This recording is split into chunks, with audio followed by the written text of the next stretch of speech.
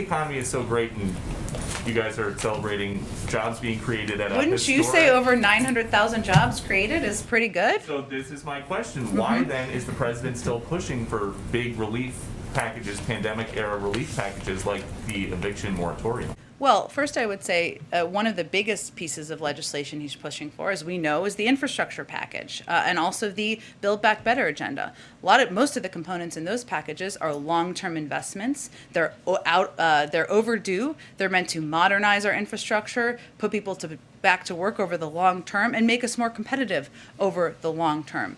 It is still a reality, even with a good jobs number this month, and even with 4 million jobs created over 6 months, that there are still people out of work. There are still people who don't have enough money to make ends meet. That's one of the reasons why we designed the American Rescue Plan to have a long-term, spread-out impact, whether it's the child tax credit or benefits that are going to schools that are spread out over the course of a year, because we are still in a recovery. Back to school question. Florida's Governor DeSantis says that he may start withholding funds from school districts that don't let parents opt out of policies that require masks in the classroom. Does the president think that parents should have that kind of power?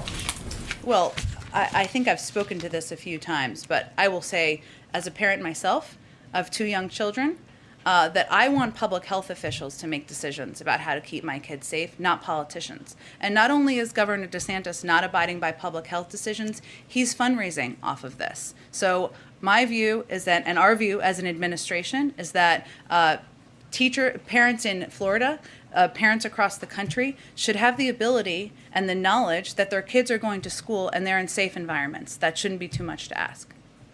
He says that his concern is about harmful emotional, academic, and psychological effects of putting kindergartners in masks for hours at a time. Is there any concern from officials that you guys talked to in your early pre-decisional discussions about that?